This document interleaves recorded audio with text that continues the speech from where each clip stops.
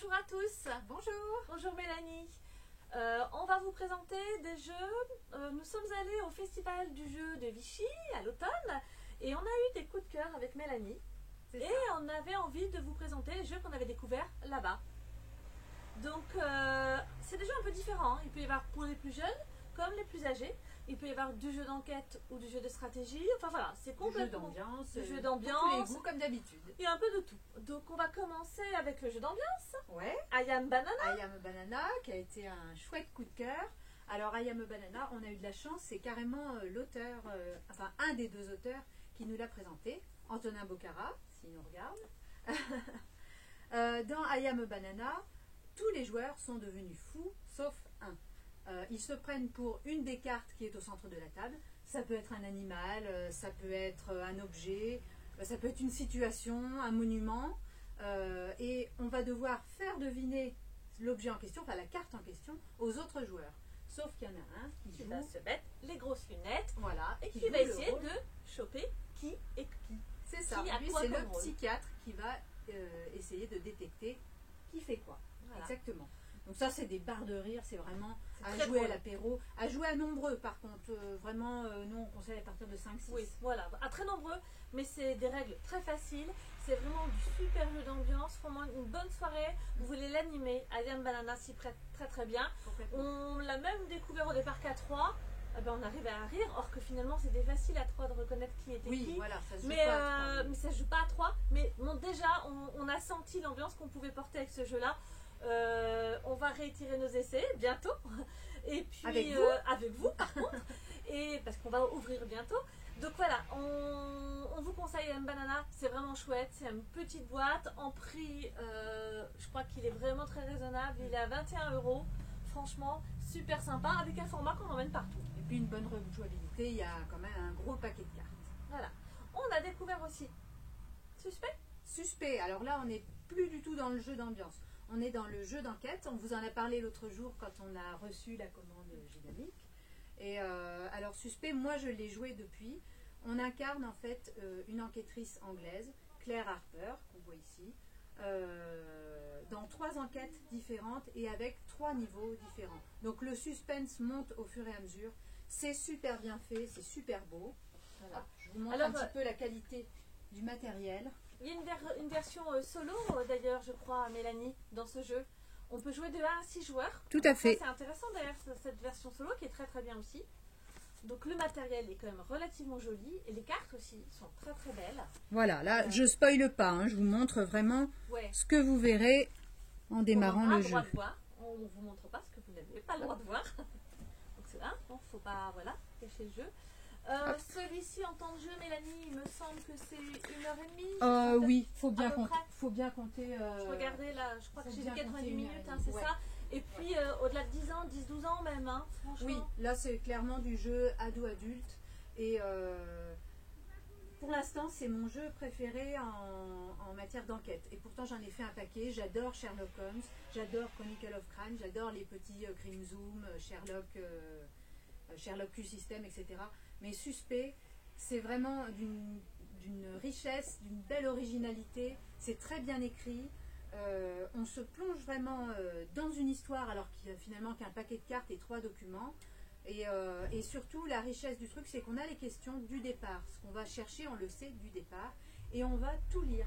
On va lire toutes les cartes. Alors que dans certains jeux, il faut faire un choix et c'est un petit peu frustrant. Là, non. On va valider nos questions au fur et à mesure. Évidemment, plus on répond vite, et plus ça rapporte des points à la fin. Mais au final, on va dérouler toute l'histoire pour vérifier un petit peu nos hypothèses, quoi. Voilà. Donc vraiment génial. Si vous aimez les jeux d'enquête, en prix, on est c'est 32,90. 32,90. 3 enquêtes, un matos de fou, quoi. Ouais. Enfin, pour ce style-là, voilà, vous trouverez pas mieux à mon sens. Alors sinon on a découvert, alors on vous l'a déjà présenté, hein, Micro Macro, parce qu'il a été nominé meilleur jeu de l'année à Cannes. Micro Macro, moi me fait penser un petit peu à Où est Charlie. On va avoir un plan qu'on va découvrir sur la table, qu'on va déplacer en fait, on va avoir une loupe et on va se mettre au-dessus de la table et puis on va avoir aussi des enquêtes avec des petites cartes qui vont nous donner des énigmes et on doit aller se déplacer sur le plan du jeu pour essayer de trouver le départ l'histoire du crime par exemple, et puis et le dénouement où on arrive en fait à la fin du jeu. Hein. Et alors c'est pareil, on peut jouer je crois jusqu'à 4 ou 5. Je trouve que 3-4 au-dessus, ça suffit parce qu'on peut se gêner après. Je pense qu'au-delà, c'est pas la peine. Ouais, tout à fait. On peut jouer tout seul, parce qu'il n'y a aucun souci. Ouais. On s'amuse très bien tout seul aussi. C'est original. À deux, c'est excellent, voilà. Et puis on se prend vraiment au jeu. Ouais, C'est qu'on est parti de notre truc avec notre loupe, on cherche. Vraiment, moi je vous conseille, c'est même du jeu, si on n'a pas l'habitude de ces jeux d'enquête, des choses comme ça, je trouve que c'est une façon d'y rentrer tout doucement. Tout à fait. C'est un petit côté jeu d'ambiance aussi, voilà. Où ceux qui vont être autour vont se dire, tiens, à quoi ils jouent, ils ont l'air à fond dedans. On ne peut pas faire qu'une seule enquête, c'est addictif, on a envie que ça continue encore et encore. Vraiment génial. Bon, il n'a pas eu le prix pour rien. Hein. Ouais. Et puis je crois que tu en as vendu à l'appel depuis. Oui. Il n'y en a plus beaucoup. Il est très très demandé.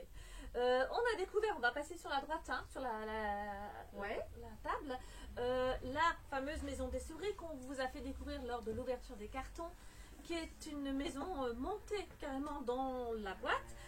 La maison des souris, on est à partir de 5-6 ans, je crois, Mélanie. Regardez comme c'est joli. Oui. Regardez comme c'est joli le décor. Donc cette maison va être recouverte de son toit. Et puis à l'intérieur, on va y déclencher une petite lumière. Après, on va chercher des indices qui sont, elles, cachés dans les pièces. Évidemment, tout ça limité par un temps. C'est vraiment du jeu où il faut se concentrer, c'est ça, hein. Il faut vraiment prendre le temps d'observer. C'est assez bien fait, moi je trouve. Le matériel est joli. Le matériel est joli et les adultes comme les enfants en fait vont se prêter au jeu. Ça peut paraître difficile pour les plus petits, mais vous allez voir qu'en fait il y a un système qui est fait pour qu'il n'y ait pas de lecture et que vraiment les enfants passent un bon moment avec leurs parents. On va glisser des petits jetons en fait. Qui représentent les objets que les petites souris ont volés. On les glisse dans le trou de la maison, on va secouer la boîte et on pose la petite lampe dessus. Hop, je ne sais pas si on va voir. Faut que tu baisses, je pense. Là, t'es trop. Voilà, faut que tu baisses. Voilà, alors là, encore. On voit pas très bien, mais voilà, on a allumé la petite lampe à l'intérieur. On voit qu'un bloc et vous voyez la lampe qui est fixée sur l'intérieur. Voilà. La lampe, et là, tous les joueurs vont passer l'œil à l'intérieur. Ouais. Pour essayer de repérer les objets.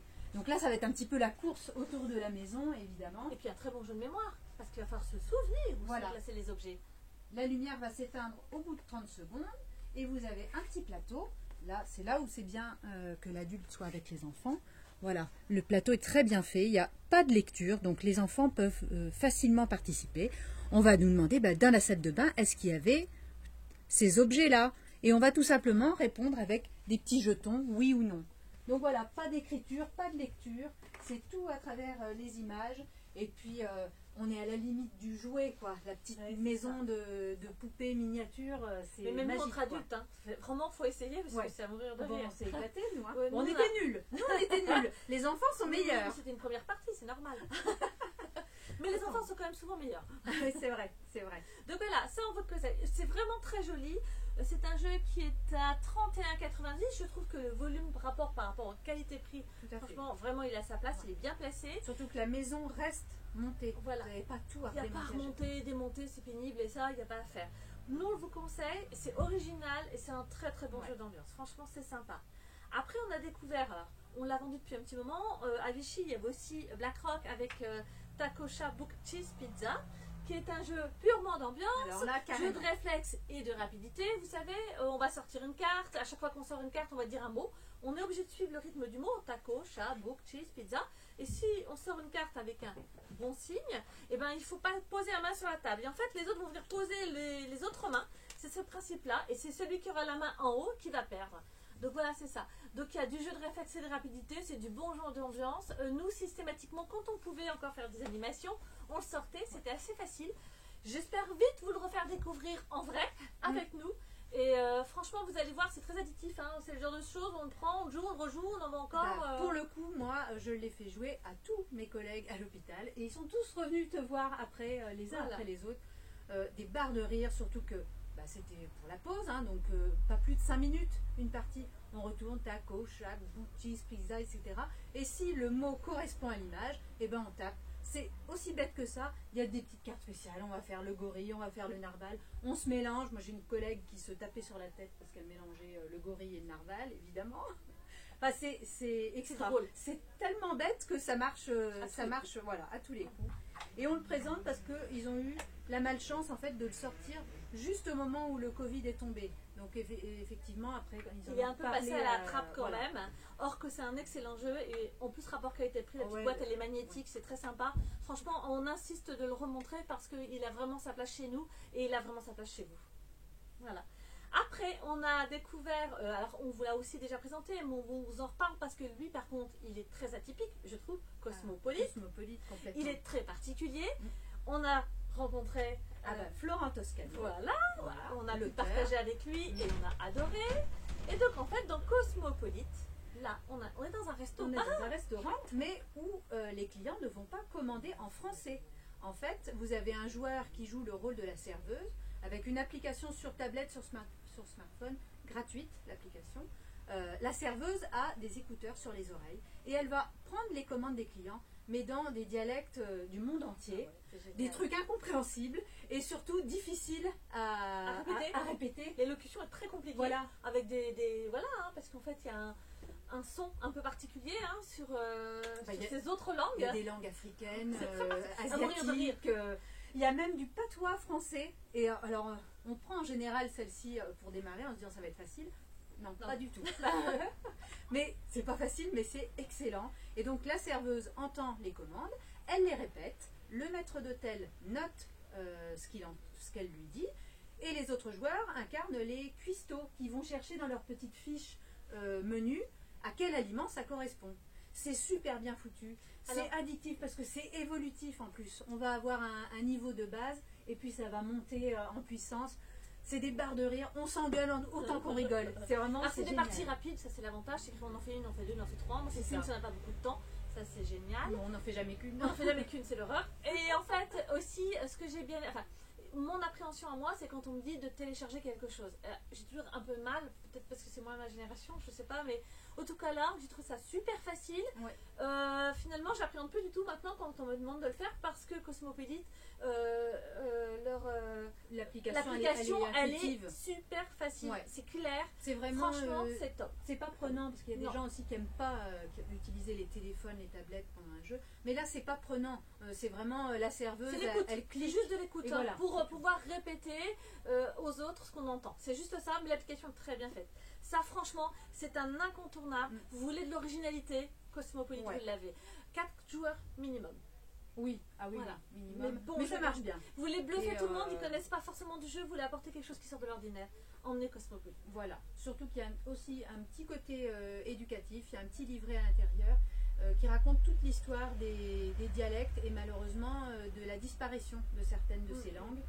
Et puis au plat, l'éditeur, ils sont toujours très sensibles aussi à ce qui est autour de la planète, l'environnement. Voilà. Avec beaucoup de recherches. Les jeux sont éco-conçus, enfin voilà.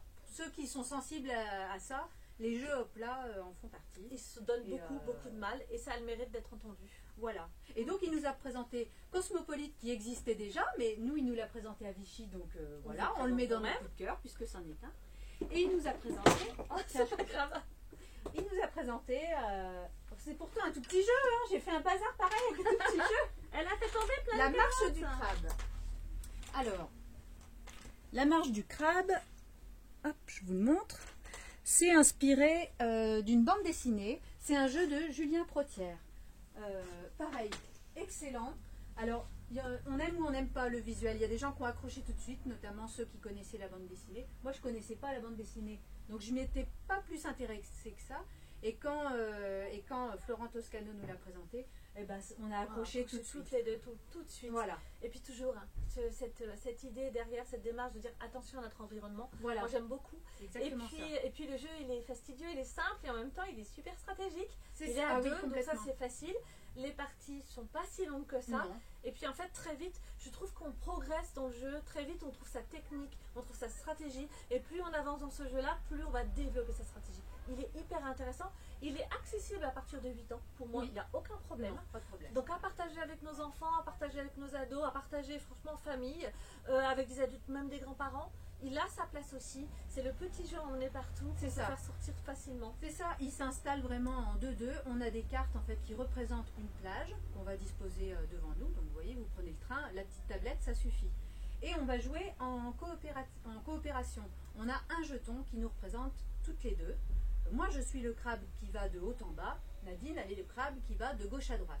Et on va devoir déplacer ce pion sur des objets pour aller sauver les petits crabes qui sont cachés dessous. Donc, vous voyez, on est toujours dans le fait de protéger son environnement, faire attention, éviter la pollution, patati patata, ce qui est très bien. Et donc communication limitée, déplacement limité, c'est hyper frustrant, mais en même temps c'est ce qui fait qu'on a envie de réessayer. Les premières parties, on s'est dit, oh là là, j'aurais su, j'aurais jamais joué comme ça. Voilà. On a vraiment envie de recommencer, de perfectionner. Parce qu'on n'a pas dit, évidemment, il y a des objets sur lesquels on n'a pas le droit d'aller. Nadine en connaît deux, j'en connais deux. Mais on n'a pas le droit de parler. On n'a que le droit de déplacer ce petit jeton. Donc voilà, communication limitée, déplacement limité, c'est évolutif. Il y a dans une petite boîte comme ça, il y a 11 manières différentes de jouer et en fait qui montent d'un niveau à chaque fois. C'est extra. En plus, c'est bourré d'humour la présentation. 13,80 € de mémoire dans les 13 €. Enfin, voilà. 13,80 €. Très bien. Voilà. Tu connais bien tes jeux? Ouais, voilà. Donc l'idée aussi, bon, on a trouvé des choses pour les petits. Alors moi, je vais vous en parler d'un et puis Mélanie d'un autre. Je commence par Mollo l'escargot. J'aime beaucoup Mollo l'escargot parce qu'en fait, c'est un jeu de déplacement, mais c'est pas d'être le premier qui va être le plus important, c'est d'être le dernier. Donc ça, c'est plutôt rigolo, tu veux me montrer? Ouais. Et en fait, ce qui est rigolo aussi, c'est qu'il y a un volume, et c'est un peu un 3D en grand volume. Les escargots sont en bois, et donc on est dans le jardin. On va avancer ces escargots, mais il faut avancer le plus doucement possible, pousser les autres pour qu'ils soient devant, pour rester derrière. C'est une notion avec juste des fruits, enfin des légumes, on regarde. C'est à partir de 4 ans, c'est relativement simple sur le déplacement. Moi, j'ai trouvé ça très très mignon. Les cartes pour le déplacement sont très belles. La qualité du jeu, elle est superbe, de 4 à 7 ans en moyenne. Franchement, moi, même plutôt 4-6, moi je dirais. Ouais. 4 ans, on accompagne, il y a des petites parties un peu plus difficiles. Puis votre plateau, vous pouvez un peu le positionner comme vous voulez. C'est-à-dire que si vous avez une grande table, vous pouvez mettre tout en longueur, c'est une petite table. Vous faites un petit carré ou un petit rectangle. Voilà. Moi, je vous le conseille. Il est vraiment très joli à regarder, super agréable à jouer, très simple. En famille, super sympa. On voit d'ailleurs. Et puis les pions, on sent que ça a été réfléchi. Les pions, il y a une bonne prise en main pour les tout petits. Les cartes, c'est pareil, c'est une belle qualité de cartes. Elles vont pas être abîmées après le premier tour de jeu. Voilà, ouais. C'est de la stratégie en famille. On commence à apprendre les couleurs, on va attendre son tour, etc., etc. Franchement, moi, je l'ai bien aimé. Ah ouais. On a trouvé Coucou Hibou. Coucou. Là, c'est pour les un peu plus grands de mémoire. Non, pareil. On est dans la même gamme. Ouais. 7 ans. Je dirais même, je n'ai pas trouvé plus difficile que Mollo l'escargot, en fait. Puisqu'en fait, là, on a l'impression d'ailleurs d'avoir un plateau avec un escargot d'ailleurs, une roue. Et puis, on va avoir cette notion de mémoire et de notion de couleur sur ce jeu-là. C'est ça, on va jouer des cartes, en fait. Les enfants vont jouer des cartes en coopération pour faire avancer leurs petits oiseaux jusque dans le nid avant le lever du jour. Et donc on va travailler les couleurs et on va travailler aussi le petit système, comment on appelle ça, d'échelle, un peu comme aux dames chinoises. C'est-à-dire qu'on peut sauter par-dessus les autres oiseaux pour les faire avancer plus vite. Et on n'a pas un pion à soi. Ça, c'est intéressant à travailler avec les petits. On n'a pas un pion à soi. Tous les oiseaux sont à tout le monde. Et le but, c'est ensemble d'arriver à les amener au nid avant le lever du jour. On commence à leur faire regarder, leur faire comprendre ce que c'est l'anticipation, en fait. Je réfléchis avant d'agir. En fait, c'est ça, hein. Oui. C'est qu'est-ce qui me rapporterait le plus de faire comme action et comment je vais la faire. Et par ces petits jeux-là, on commence à leur faire travailler ça. Moi, j'aime beaucoup ça. Et puis, comment aider le copain qui est un petit peu à la traîne. Voilà. Donc ça, c'est très bien. C'est 2 petits coups de cœur pour les plus petits. Hein. On est sur du 3-7 ou du 4-7. Mais c'est bien dans les tranches d'âge qu'on imagine. Ouais. Hein. Voilà. On en a vu un autre pour les enfants. Ah bah oui. Chez Piatnik. Celui que tu as fait tomber tout à l'heure. C'est trop mignon, je vais vous le montrer moi. Carotte. Donc là, alors vraiment petite boîte, petit format, mais super qualité, que ce soit les dés ou les jetons. On a simplement des dés et des petits jetons carottes. Les petites carottes sont au centre de la table et les enfants vont lancer des dés. Ça va les initier un petit peu au jeu style Yams. Donc on va lancer ces dés jusque 3 fois. On choisit ceux qu'on garde et ceux qu'on relance. Et puis après, c'est le côté malin et fourbe, quoi. Quel dé m'indique si je prends des carottes au milieu, ou j'ai aussi des dés qui m'indiquent je vais piquer des carottes aux voisins plutôt que de les prendre dans la réserve commune. Il y a évidemment des pièges, on va perdre des carottes, etc. Une fois qu'il n'y a plus de carottes au milieu de la table, on compte celui qui en a le plus, c'est celui qui a gagné. ça va très vite. Voilà. C'est un petit jeu où on maîtrise en même temps la notion d'addition. Nous, on trouve ça plutôt sur le primaire. On est plutôt sur les 7-8 ans. Hein, l'air de rien, même s'il paraît comme ça enfantin, 7-8 ans, pour apprendre la notion de... justement de compter, parce qu'il va falloir à un moment donné un peu jouer à la marchande, quoi, avec les carottes, il va falloir rendre la monnaie. Alors, à 6 ans, accompagné d'adultes, c'est bon, hein, ça passe. La règle est simple, on jette les dés, on récupère des carottes. Mais voilà, il y a ce petit côté où on compte, où ce sera plus facile pour les 7-8 ans. Voilà, mais il est très bien, c'est à connaître. Il est excellent, il est très beau, et puis ça va très vite. On part au creux de ta main. Ah, au creux de ta main, là on passe à autre chose. Au creux de ta main, c'est un petit peu un jeu d'ambiance, mais pas jeu d'ambiance de folie où on va se jeter partout. C'est un petit peu poétique comme jeu. Pour ceux qui connaissent Dixit, c'est un petit peu dans cet esprit-là, c'est-à-dire on joue sur le visuel. Alors je vous montre déjà la boîte, qui est très belle. Hop. Voilà, donc au creux de ta main, on joue en équipe, et dans chaque équipe, on va incarner à tour de rôle une petite fille et son grand-père. Le rôle de la petite fille, ça va être d'aider le grand-père à retrouver ses souvenirs. Le rôle du grand-père, ça va être évidemment de retrouver la carte qui correspond à son souvenir. Et pour ça, en fait, à chaque tour, je vous montre le matériel parce que vraiment, on a une pile de cartes juste incroyable. Elles sont superbes. Les illustrations. Les visuels de Mister Park, je sais pas. Oui, tous ces jeux-là visuels, voilà. Enfin voilà, tous ces beaux visuels, ces belles cartes-là, franchement, c'est très original. C'est pas si facile. Moi, j'ai trouvé d'arriver à gérer dans sa main des objets pour représenter quelque chose. C'est ça. Ce qui n'est pas évident, c'est que la petite fille va choisir une carte souvenir. Hop. Et elle va utiliser un objet qu'elle va choisir. Hein. Alors, je vous montre un petit peu. Voilà. Et ces objets, différents on va les éléments. mettre en main. Voilà. Elle va les glisser dans la main du grand-père. Elle va appuyer, elle va les faire rouler. Et grâce à cette technique, en fait, elle va essayer de lui faire se remémorer un souvenir. Quand il va ouvrir les yeux, il va falloir qu'il observe les cartes et qu'il dise bah, tiens, il y a un moment donné, tu m'as fait un truc qui grattait. On dirait bien, là, il y a un moustique sur cette carte. On dirait bien que c'est ça. Voilà. Et là où on retrouve le côté ambiance, c'est que l'équipe adverse, elle observe aussi. Et elle va évidemment mettre des cartes pour brouiller les pistes, pour brouiller les souvenirs du grand-père. C'est vraiment poétique, le thème est très touchant. Il y a un truc aussi qui est génial, c'est quand on remet les cartes dans l'ordre, ça raconte toute l'histoire du grand-père et de ses propres parents et de ses propres enfants, etc. Donc en plus, il y a ce côté-là où on peut se retrouve dans nos familles, raconter dans nos une histoire, c'est très nostalgique. Ouais, voilà. Absolument. Très beau. Voilà, très très joli. Après, alors on va vous passer des jeux en revue un peu plus rapidement, par contre. Hein, peut-être ceci, Photoshop. Hein, Photoshoot. Photoshoot. Photoshoot. D'abord, la boîte est trop belle. J'adore. Ah ouais, ça nous a tout de suite attiré. Et puis l'équipe Funny Fox, donc l'éditeur, super quoi. On a été très bien accueillis à Vichy. Ils nous ont fait tester 3 jeux de mémoire. Voilà. Et vraiment super sympa. Pareil, là c'est du jeu d'ambiance. Hein. Voilà, on va disposer une grille avec ces petites tuiles personnages. Pareil, la matière, hein, juste excellente. Et on va tirer une carte photo. La photo nous montre comment sont disposés les animaux et il va falloir pousser les petites tuiles pour arriver à disposer les animaux comme sur la photo. Sauf qu'il n'y a pas un seul joueur qui joue, là encore c'est en équipe, et on va pousser un par un une tuile. Donc il faut arriver à comprendre ce que l'autre essaie de faire pour ne pas perdre de temps, puisque le but c'est sur la durée du sablier de valider un maximum de photos.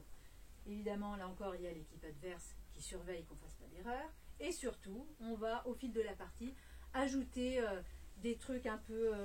des actions un petit peu spéciales, un peu rigolotes. Il faut penser à faire la hola avant de bouger la girafe. Que des challenges comme ça. Je vous raconte pas tout parce que c'est intéressant de les découvrir. Après, le rhinocéros aussi, on le déplace plus pareil. Il est plutôt drôle. C'est toute une ligne. On peut jouer à nombreux, jusqu'à 6 joueurs. Ouais. Il est plutôt, il est joli à offrir. Il est super. Il est vachement beau. C'est vraiment un jeu, je dirais, à partir de 8-10 ans, moi, quand même. Ah oui. Même si c'est pas enfantin comme ça. Non, franchement, à offrir à une famille, vachement sympa. C'est ça, complètement. Offrir à une famille, et entre copains, ça marche aussi. À l'apéro, évidemment. Il est très joli, voilà, oui, très très bien.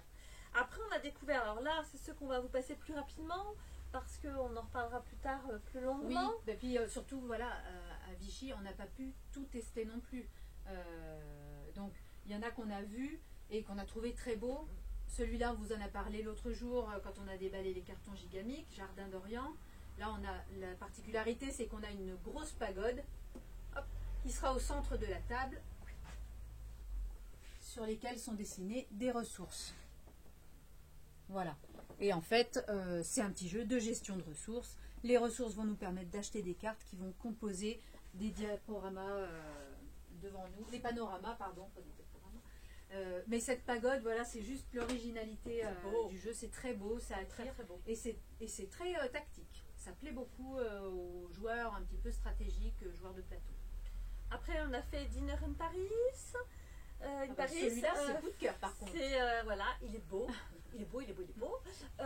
On va placer des brasseries, des bars à vin, etc.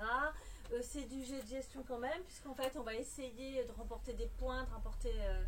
Ouais, c'est hein. ça. On a plein de façons, en fait, Voilà, de marquer des points. il est beau, il est facile, il est stratégique quand même. C'est quand même un jeu famille plus, hein. C'est-à-dire qu'il faut quand même avoir un peu l'habitude de jouer. Voilà, Hein, c'est il y a ça. quand même une mise en place C'est un petit peu. accessible. C'est accessible, La par règle n'est contre. pas compliquée. Par contre, voilà, faut aimer le jeu de société. Il y a plein de choses à gérer. En fait, sur ce plateau, on va placer, Le matériel est joli. des petits bâtiments. Ah ouais. Voilà. Alors ça peut vous faire penser à Des plein d'autres brasseries, jeux. des Alors, moi tout de crêperies, suite des ça m'a fait pizzerias. penser à plein d'autres jeux, hein, la place de bâtiments, etc. Mais il est subtil. Enfin voilà. Voilà, on va il est beau. disposer donc ces restaurants, puis des petites terrasses en fonction des restaurants qui vont coûter plus ou moins cher, qui vont rapporter plus ou moins d'argent. Et quand je dis que c'est complet, c'est que ben voilà, il y a cette notion d'espace qui fait qu'on va placer les choses, on va bloquer les adversaires, mais il y a aussi de la gestion de ressources. On va aussi jouer des cartes, on va chercher à faire des majorités, à remporter des objectifs. C'est très complet. Et vraiment, ça paraît complexe, on a l'impression d'avoir plein de choses à gérer, ce qui est vrai, mais c'est fluide, ça se fait tout seul. Ouais. Enfin, nous, voilà, les En fait, premiers tours, on a voilà, un il petit faut peu- jouer une première partie pour Ouais. se prendre en main le jeu, comprendre un peu la mécanique du jeu. Une fois qu'on a fait sa première partie, quand on recommence, voilà, On a on tout l'aborde compris. autrement, on a tout compris. Ouais. Les règles sont pas si compliquées finalement. Oui, Donc, et puis moi c'est j'ai plutôt envie de sympa. montrer quand même quelque chose de très important, c'est que notre première partie, hein, voilà. Non, non, Je vous montre la preuve, Voilà, je les ai laminés. Aurélie était avec nous. Voilà. Et Je moi, les ai vous avez vu, laminés c'est le toutes les petit score. Non, mais enfin, on connaissait pas le jeu, nous. Elle le connaissait, que nous on ne connaissait pas. Donc, très Merci facile. Fanny Fox. Cyprien, je Ouais. pense que c'était très sympa. Et puis voilà, on va terminer Alors, un peu plus imagine, rapidement. imagine qui est un jeu familial, un jeu, on va stimuler la créativité et l'imagination, en fait avec un système de cartes transparentes qu'on va superposer pour essayer de faire découvrir un lieu, un événement, etc. Donc, par exemple, je veux faire découvrir un canon, et bien, vous voyez, je vais prendre des cartes qui sont transparentes. On voit ici donc le mot canon et je vais essayer en les superposant de faire découvrir le mot canon, voilà, tout simplement. Et c'est très drôle parce que finalement on va pas utiliser les cartes de la même manière chacun, ce qui fait que ce qui va nous paraître à nous évident n'est pas forcément pour les autres. C'est un très bon jeu d'ambiance, on peut l'adapter même pour des plus jeunes parce qu'on va choisir les mots qu'on veut ou les Bah cartes là, que l'on veut. Vraiment, cette bien. version-là est faite Voilà. justement Elle est pour jouer justement, avec les enfants. C'est un des jeux qui coûte moins de 30 €, franchement, très sympa. On passe rapidement parce que malheureusement on n'a pas eu l'occasion de l'essayer, mais il a cartonné, il est surtout très très beau. Et puis c'est un auteur qu'on aime bien, dont on va présenter bientôt un jeu, où la vidéo sera peut-être sortie avant. Ouais. T42. Voilà. On voit pas très bien. Hein, on voit pas très bien, ça rend pas sombre. hommage au matériel, les cartes sont magnifiques et puis c'est pour les amateurs de jeux de pli. Là c'est du jeu de pli à rôle caché. Les gens qui adorent les jeux de pli n'y croyaient pas et franchement eh bien, ils ont été tous subjugués. C'est très malin, c'est très beau, c'est très intelligent et c'est assez rapide. De 3 à 5 joueurs, on a des parties de 40 minutes. Et Royal Secret, voilà, là c'est du petit jeu de bluff Qui fonctionne bien aussi. Hop, qui est Qui très plaît beau beaucoup aussi. Et Voilà. qui est très beau aussi. Ouais. Il y a un petit côté- dans l'esthétique, c'est assez. Voilà. C'est original, ouais. Ça Ouais. sort de l'ordinaire. Il y a des petites boîtes pour mettre ces petites pièces qu'on a récupérées pour pas que les autres joueurs puissent voir. Enfin, voilà.